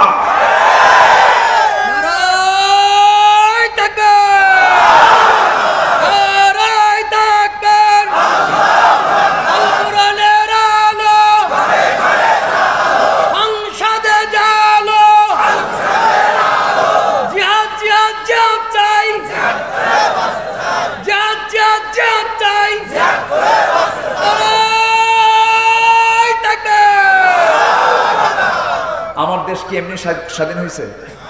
আমার দেশ কি এমনি স্বাধীন হয়েছে? দোয়া করে, খালি দোয়া করে আসছে। একটা দেশের স্বাধীনতার জন্য 30 লক্ষ প্রাণ দিতে হয়েছে, জান দিতে হয়েছে। অনেক ত্যাগ তিতিক্ষার পরে যদি একটা দেশের স্বাধীনতা আসে, দিন কায়েমের জন্য এমনি এমনি আসবে? এমনি এমনি আসবে? আসবে না। এই জন্য সংগ্রামের কথা আল্লাহ পাক আরবি পরিভাষায় বলেছেন জিহাদ। কি বলেছেন? জিহাদ হবে কার পথে? সংগ্রাম যার নাম, জিহাদ তার নাম। বাংলাদেশ সংগ্রাম বলে, আরবিতে কি বলে? জিহাদ বলে। আর তবে জিহাদের লক্ষ্য হলো জমিনে কার দিন প্রতিষ্ঠা করা? আল্লাহর দিন প্রতিষ্ঠা করা। সুদ আছে বন্ধ করে যাকাত চালু করা, জেনা আছে বন্ধ করে বিয়ে চালু করা, ঠিক কি না? আচ্ছা, এরকম করে যেগুলো সমস্ত খারাপ খারাপ কাজগুলো বন্ধ করে ভালো কিছু চালু করে দেওয়া, এটার নাম হলো দিন প্রতিষ্ঠার কাজ করা। এবং এই প্রতিষ্ঠার আন্দোলনে যদি কেউ প্রতিবাদী হয়ে সামনে দাঁড়ায়, তা মোকাবেলা করা। মোকাবেলা করেছেন মুহাম্মদ সাল্লাল্লাহু আলাইহি ওয়াসাল্লাম। সুদ খাইতো আবু জেহেল, মদ খাইতো আবু জেহেল, জেনা করতো আবু জেহেল। এই আবু জেহেল করলো কি? রমজান মাসে 1000 সৈন্য নিয়ে বদর প্রান্তরে হাজির হয়ে গেছে। রাসূল কি চুপ মেরে বসেছিলেন? শুধু দোয়া করছেন? রমজানে রোজা রাখছেন? শুধু রোজা রাখছেন না ভাঙছেন? রোজা রাখছেন না ভাঙছেন? ভাঙছেন। শুধু রোজা রাখা ফরজ মনে করো, রোজা ভাঙ্গা ফরজ মনে হয় না তোমার, ঠিক কি না? আমার নবীজি রোজা ভেঙ্গে, ফরজ রোজা, কি রোজা? দিনের বেলা পানি খায়া রোজা ভেঙ্গেছেন। কারণ ফাইদাতুম মিন আইয়ামিন উখার, অন্য দিন রোজা রাখার সুযোগ পাবে, কিন্তু দিন পরাজিত হলে আর দিনকে সামনে এই চিত্র আমরা দেখতে পাবো না। অতএব চলো আমরা সামনের দিকে এগিয়ে যাই। সব এগিয়ে গেলেন। ছোট্ট বাচ্চা দুটো পারমিশন পেয়ে গেছে, সবাই একসঙ্গে করে নিয়ে চলে গেছে বদর প্রান্তরে। আমি বদর প্রান্তর দেখেছি নিজের চোখে। আমি ঘুরতে গেছি, যে দেখলাম বালুর পাহাড়, থাক বালুর পাহাড় সামনে, আরেক দিকে আছে হলো শক্ত পাহাড়। আমার নবীজি সাহাবে কেরামকে নিয়ে যেদিকে গেছেন সেটা ছিল বালুর পাহাড়। বালুতে হাঁটু পর্যন্ত পা গেড়ে গেল। হাঁটু পর্যন্ত যখন পা গেড়ে গেল, হাঁটু বালুর মধ্যে কি হাঁটা যায়? চলা যায়? পা লেগে যায়। সাহাবীরা বললেন, ইয়া রাসূলুল্লাহ, পেটে খাবার নাই, 1 বছর হলো আমরা হিজরত করে আসছি, এত কষ্টের মধ্যে দিয়ে আমরা যুদ্ধ করতে আসলাম হুজুর, আমাদের পা তো ডেবে যাচ্ছে, হাঁটতে পারি না, একটু আল্লাহর কাছে সাহায্য চান। সুবহানাল্লাহ বলবেন না? সাহায্য কার? সঙ্গে সঙ্গে আকাশে ঘন মেঘ জমা হলো। ঘন মেঘ ক্রমেই সামনের দিকে এগিয়ে আসলো। প্রবল বর্ষণ হলো। বালুতে যখন বৃষ্টি হয় তখন বালু কি হয়? জাম লেগে যায়, শক্ত হয়ে যায়, কদম মজবুত হয়ে গেল। আবু জেহেলরা ছিল আঠাল মাটি, শক্ত মাটির জায়গায়। যখন বৃষ্টি হয় তখন কি হয়? মহা কাদা হয়ে গেল, একটা মানে এলোমেলো ভাব সৃষ্টি হয়ে গেল। যুদ্ধ শুরু হয়ে গেল। যুদ্ধের এক পর্যায়ে ছোট্ট বাচ্চা দুইটা, ওরা শেষ লাইনে নয়, মাঝখানেও নয়, প্রথম কাতারে, তাও প্রথম কাতারে ঠিক মাঝখান বরাবর তারা দাঁড়ায় আছে। এক সাহাবীকে মাঝখানে রেখে দিয়ে সেই মাঝখানের সাহাবীকে ডাক দিয়ে বলে, এই চাচা, আবু জেহেলকে দেখায় দাও। সুবহানাল্লাহ বলবেন না? বয়স 11 বছর 13 বছর, আর 90 বছরও কিছু মুনাফিক ইসলাম বোঝে না। আছে না নাই? আপনার কথা আমার দারুণ লেগেছে। আল্লাহ আপনার হায়াত দারাজ করুন। সম্মানিত ভাইয়েরা, মসজিদের কোনায় থাকে কিছু মুনাফিক, আছে না? আব্দুল্লাহ বিন উবাই বিন সুলুল, এই সমস্ত মুনাফিকরা নবীর শুধু কোনায় না, নবীর পিছনে নামাজ পড়েছে। আবার চোখের পানি ফেলে ফেলে কান্দে, কাইন্দে দাড়ি ভিজায় ফেলে, মনে হয় জিব্রাইল ফেল। আছে না এরকম? আছে না? কিন্তু মিথ্যা সাক্ষী দেয়, সুদের কারবার করে, মিথ্যা কথা বলে, চগলখড়ি করে, টাকা খাইয়া মামলা উল্টায় দেয়। আছে না নাই? আবার হজ করে, আবার সুদের কারবার করে, মানে ভ্যারাইটিস, সব গুণে গুণান্বিত। সম্মানিত ভাইয়েরা, এই ছোট্ট বাচ্চা বলতেছে যে, এই চাচা, আবু জেহেল কই? কেন কি করবা? নাস্তা করবো। কি করব? নাস্তা করবো। কই আবু জেহেল? সাহাবী বলতেছে অসম্ভব, তোমরা পারবা না তো। ওকে ধরতে গেলে ওর চতুর্পাশে সৈনিকরা তাকে পাহারা দিচ্ছে, শুধু চিনায় দিতে পারি। দুটো ছেলে বলতেছে চাচা শুধু চিনায় দাও, আমাদের বাকি কাজ আমরা নিজেরাই করব। সুবহানাল্লাহ বলবেন না? নমরুদকে বিদায় করা হয়েছে কি মশা দিয়া? ফেরাউনকে বিদায় করা হয়েছে কি দিয়া? পানি দিয়া। দেখেন আবু জেহেলকে আল্লাহ সাইজ করতেছে কি দেয় দেখেন। ছোট্ট দুইটা বাচ্চাকে যখন বলা হলো ওই যে ঘোড়ার পিঠে বসে আছে ওটাই মিস্টার আবু জেহেল। বলতে দেরি হলো, যেতে দেরি হলো না, সিংহের মতো গর্জন দিয়া বাস পাখির মতো উড়ন্ত হয়ে ছুটে গেল তাদের দিকে। ছোট্ট বাচ্চার হাতে ছোট্ট দুইটা তরবারি দেখে কেউ পাত্তাই দিল না। এটা বুঝি আমাদের গোত্রে কেউ হবে মনে হয়। এটা মনে করে ভিতরে যখন তাদের মধ্যে যখন ঢুকে গেছে, অনেকক্ষণ ঘুরে ঘুরে টেকনিক করে করে আবু জেহেলের দুই পাশে ঘোড়ার পিঠে আবু জেহেল বসে আছে, দুই পাশে ছোট্ট দুইটা বাচ্চা ছোট্ট তরবারি নিয়ে দাঁড়ায় আছে। দুজন দুজনকে চোখ টিপে মেরে তারা দুজন একসঙ্গে সজোর আক্রমণ করে বসলো। এক আক্রমণের পর্যায়ে দুই পায়ে যখন তরবারির আঘাতটা লেগেছে, ধরাশয়ী হয়ে আবু জেহেল যে ওই যে জমিনে লুটিয়ে পড়েছে, রক্তাক্ত অবস্থায় ওই জায়গাতে দুনিয়া থেকে বিদায় হয়েছে। আর কোমর সোজা হয়ে আবু জেহেল আর দাঁড়াতে পারে নাই। কিন্তু এইদিকে বড় ভাই মুআজ তরবারি হাঁকাচ্ছেন, থামতেছেন না, তরবারি চালায়া যাচ্ছেন, একটু তিনি নড়াচড়া করছেন না। একজন কাফের শিখ পিছন দিকে তার ডান হাতে যখন মেরে দিল তরবারির একটা আঘাত, ঝনঝন করে তরবারি পড়ে গেল। হাতটা চামড়ার সঙ্গে ঝুলতেছিল, চামড়ার সঙ্গে ঝুলতেছে হাত। অসহায়ের মতো এতিমের মতো সামনে দাঁড়ানো, হতাশ হচ্ছেন না, আবার দৌড়ে চলে গেলেন তরবারি বাম হাতে নিয়ে। আবার তিনি যুদ্ধ চালাতে লাগলেন। ডান হাত ঝুলন্ত হাতটা বারবার এসে বাম হাতে ধাক্কা খায়। ডিসচার্জ হয় মনে করে ঝুলন্ত হাতটা বাম পায়ের তীরে তোলে রাখলেন। এমন জোরে টান মারলেন হাত ছিটকে পড়ে গেল। আবার বাম হাতে যুদ্ধ চালাতে লাগলেন, বাম হাতটাও কেটে ফেলে দিলেন, তরবারি পড়ে গেল। সামনে দুই হাত ছাড়া দাঁড়ায় আছে। কেমন করে আর যুদ্ধ চালাবেন? একজন কাফের এসে তরবারি হাঁকায় দিল, তার গর্দান বরাবর দুনিয়া থেকে বিদায় নিলেন।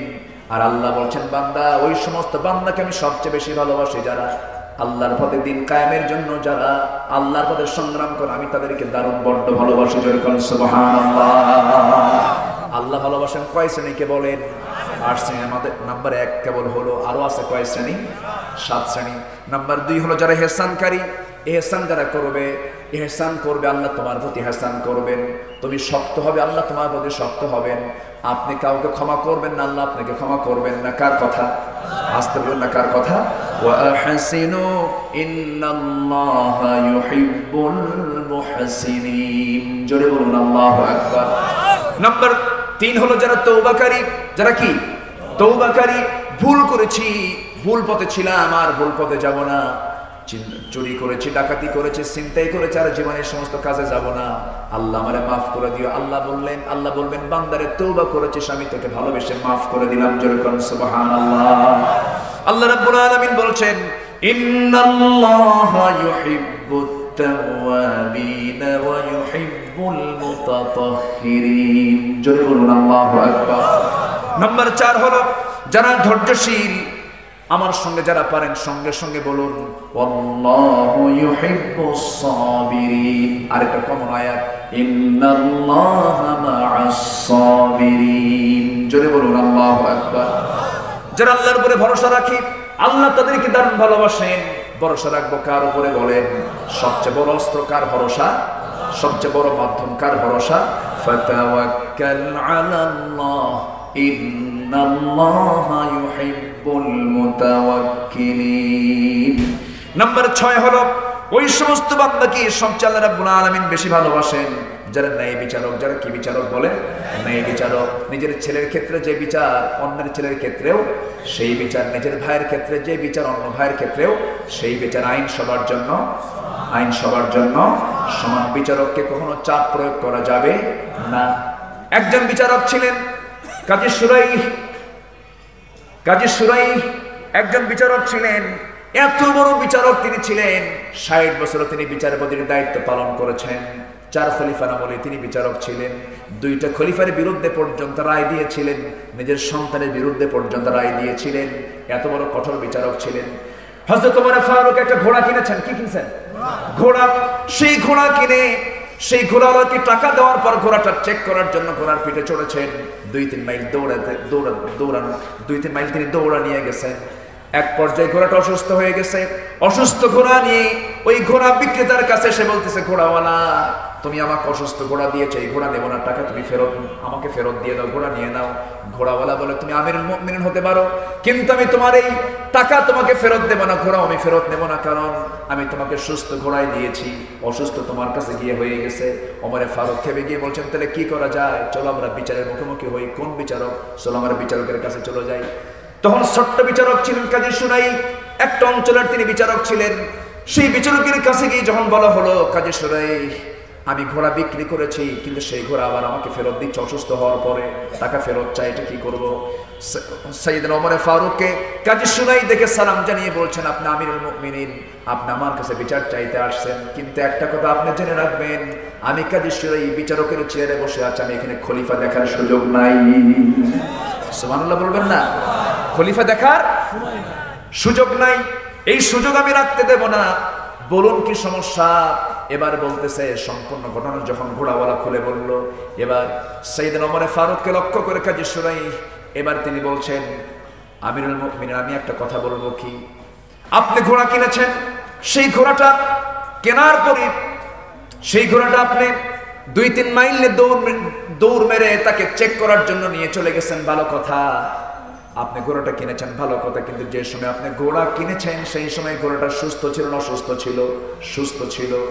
আপনি এখন সুস্থ আছেন, কয়েক মিনিট পর আপনি সুস্থ থাকবেন, তার গ্যারান্টি কি? কি কথা যুক্তি আছে না নাই? সঙ্গে সঙ্গে কাজী সুরাই বললেন, আমিরুল মুমিনিন আমি সরি, আপনার পক্ষে রায় দিতে পারলাম না, টাকা ওরে দিয়ে দেন, অসুস্থ ঘোড়া আপনি নিয়ে যান। আল্লাহু আকবার বলবেন না? ওমর ফারুক নিজের বাড়িতে ফেরার পরে পরের দিন অফিসের চেয়ারে বসে তিনি বললেন, শোনো, ওই জনপদে একজন বিচারক আছে কাজী সুরাই, ওই বিচারককে আমি ওই স্থানের বিচারক না বানায়া গোটা দেশের চিফ জাস্টিসের পদ আমি তারে দিয়ে দিলাম। বিরুদ্ধে রায় দিলে পরে তার পদ বাড়ে, আর আমার বিরুদ্ধে রায় দিলে তার দেশেই থাকা হয় না, ঠিক কি না? আমার ভাইয়েরা, কাজী সুরাই সাইয়েদনা আলীর বিরুদ্ধে রায় দিয়েছিলেন। হযরত আলী রাদিয়াল্লাহু তাআলা আনহু একটা লৌহ বর্ম নিয়ে তিনি কোন যুদ্ধ যাচ্ছিলেন, লৌহ বর্ম হেরে গেল, এক ইহুদি পেয়ে গেল, ইহুদি বাজারে বিক্রি করতে গেছে। সাইয়েদনা আলী সেই লৌহ বর্ম দেখে বলছে, ইহুদি এই লৌহ বর্ম আমার, তোমার হাতে কেন? কেন এটা আমার, এটা আমার, এটা আমার, দারুণ গন্ডগোল, চলো আমরা বিচারকের কাছে চলে যাই। কাজী সুরাইয়ের কাছে যখন যাওয়া হলো, কাজী সুরাই বললেন, আপনার ও সাইয়েদনা আলী খলিফাতুল মুসলিমিন আলী, আপনার যে লৌহ বর্ম তার প্রমাণ আপনি দেন, আপনার কোনো সাক্ষী আছে নাকি? হ্যাঁ সাক্ষী আছে। কে? আমার ছেলে। এবারে তিনি বলছেন, আপনার ছেলে কখনো সাক্ষী হতে পারে না, বাবার সাক্ষী ছেলে গ্রান্টেড না, অন্য কোনো সাক্ষী আনতে হবে। এবার হযরত আলী বলছেন, আমার সন্তান তো সাধারণ কোনো সন্তানদের মতো সন্তান নয়, সাইয়্যিদুশ শাবাবি আহলিল জান্নাহ, আমার সন্তান হলো সমস্ত যুবকদের সর্দার, জান্নাতের যুবকদের সর্দার। এবার কাজী সুরাই বলতেছে, হাদিসের দৃষ্টিকোণ থেকে আপনার সন্তানের মূল্য অনেক, কিন্তু আদালতে এসে আইন তার নিজস্ব গতিতে চলবে, এই জায়গায় কোনো প্রকার অন্য কোনো কথা শোনা যাবে, অন্য কোনো কথা শোনা যাবে সাক্ষীর অভাবে। হযরত আলী লৌহ বর্ম তার কিন্তু ইহুদির হাতে ফেরত দিতে তিনি বাধ্য হলেন। ফেরত যখন তিনি আসতেছিলেন খলিফাতুল মুসলিমিন, সেই সময় ইহুদির চোখে পানি চলে এলো। ইহুদি মনে মনে চিন্তা করে যে ইসলাম এত সঠিকভাবে বিচার করতে পারে, আজকে প্রকৃত অর্থে লৌহ বর্মটা যা, কিন্তু সাক্ষীর হবে তা সে প্রমাণ করতে পারলো না। আমি আর বিধর্মী থেকে কি লাভ, আমি আর ইহুদি থেকে কি লাভ? দৌড় মেরে গিয়ে আলীর হাতে হাত রেখে বলতেছে, এই লৌহ বর্ম আপনার, বুঝতে পেরেছি ইসলাম একমাত্র সঠিক দিনের নাম, সঠিক বিচার একমাত্র ইসলামে পাওয়া যায়। জোরে বলুন সুবহানাল্লাহ। আল্লাহ তুমি সবাইকে বোঝার তৌফিক দাও। তাহলে যারা ন্যায় বিচারক, আল্লাহ তাদেরকে ভালোবাসেন। ফাহকুম বাইনাকুম বাইনাহুম বিল কিসত ইন্নাল্লাহা ইউহিব্বুল মুকসিতিন।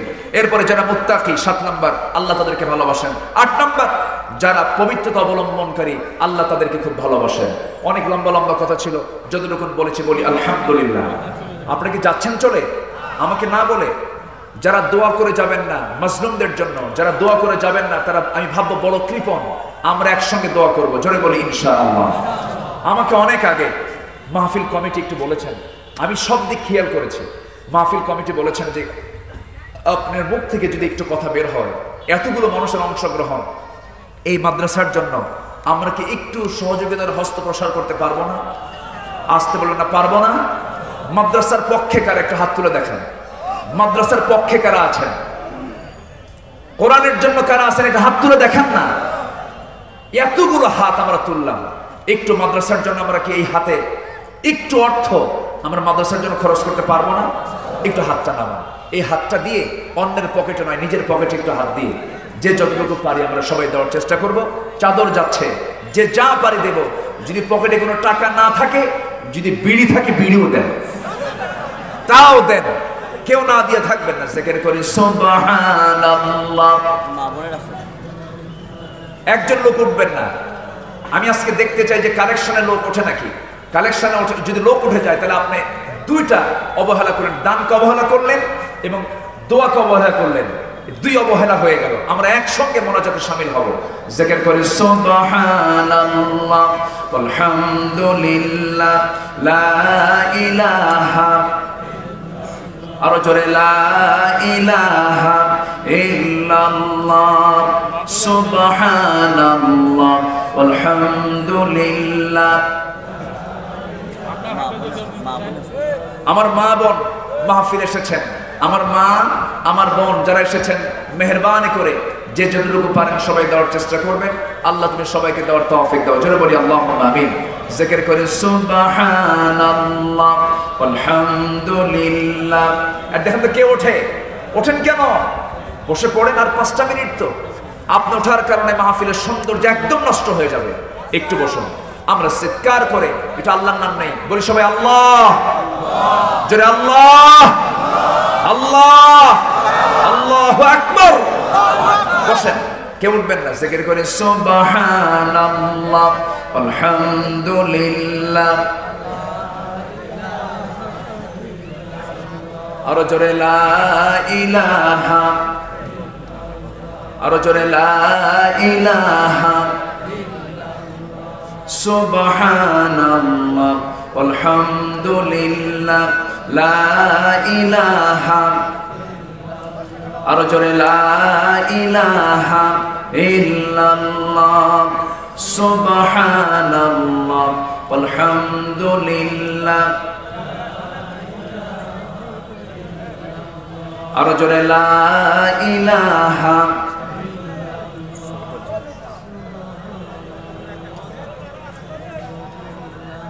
আরো জোরে সুবহানাল্লাহ আলহামদুলিল্লাহ। আজান কি হয়ে গেছে? আজান হয়ে গেছে না? জি, সবাই বসেন। গোসল, আমি তো গজে গোসল বলছে, ফাইন, আমি তো পারি না। হ্যাঁ, গোসল কাম সারছে। বসেন বসেন, দেখা যাক ইনশাআল্লাহ। জিকির করি সুবহানাল্লাহ,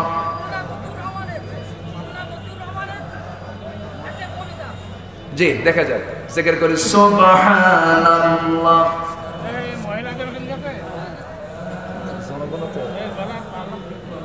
আমি এড়িয়ে যাই। জি, আরো জোরে সুবহানাল্লাহ আলহামদুলিল্লাহ। তোমাকে চেনার তুমি তৌফিক দাও খোদা, আমাকে চেনার তুমি তৌফিক দাও, নিজেকে চেনার তুমি তৌফিক দাও আল্লাহ, তোমাকে চেনার তুমি তৌফিক দাও। মান আরাফা নাফসা ফাকাদ আরাফা রাব্বা, যে নিজেকে চিনতে পারলো সে তার আল্লাহকে চিনতে পারলো। আল্লাহ তুমি সবাইকে নিজেকে চেনার তৌফিক দাও। নিজেকে চিনলে কাকে চেনা যাবে? আল্লাহকে চেনা যাবে। এই রাত কি কেটে যাবে ঘুমে অলসে, এই রাত কি কেটে যাবে ঘুমে অলসে, তুমি কি জানবে না তোমার নিজেকে, এই রাত কি কেটে যাবে ঘুমে অলসে। ফজর পড়বো আমরা, ফজর পড়বো তো, ঘুমে যাবে না তো, অলসে কাটবে না তো, ফজর পড়বো কার একটা হাত তুলে দেখান, জোরে বলি ইয়া আল্লাহ, ইয়া রহমান, ইয়া রহিম। আমাদেরকে 5 ওয়াক্ত সালাত আদায় করা তৌফিক তুমি আল্লাহ দিয়া দাও, জোরে বলি আমিন। সেই সংগ্রামী মানুষের সারিতে আমাকেও রাখিও রহমান, যারা কোরআনের আহ্বানে নির্ভীক, নির্ভয়ে সব করে দান, নির্ভয়ে সব করে দান। সেই সংগ্রামী মানুষের সারিতে আমাকেও রাখিও রহমান, যারা কোরআনের আহ্বানে নির্ভীক, নির্ভয়ে সব করে দান। বলি আমিন, আরো জোরে আমিন। আমাকে যখন কেউ প্রশ্ন করবে এই পথ কেন বেছে নিলাম, এই পথ বেছে নেওয়ার কারণ হচ্ছে কার সন্তুষ্টি, আস্ত কার সন্তুষ্টি। আমাকে যখন কেউ প্রশ্ন করে কেন বেছে নিলে এই পথ, কেন ডেকে নিলে বিপদ, কেন বেছে নিলে এই পথ, জবাবে তখন বলি মৃদু হেসে যাই চলি, জবাবে তখন বলি মৃদু হেসে যাই চলি। বুকে মোর আছে হিম্মত, বুকে মোর আছে হিম্মত। কার হিম্মত, কার সাহস? আল্লাহ তুমি কবুল করো, জোরে বলি আমি। একটু একটু করে বললাম, ঠিক আছে না? আসুন আমরা এখন দোয়া করি। আমরা চাইবো কার কাছে? আল্লাহ। আমার সাইফুল ভাই কই?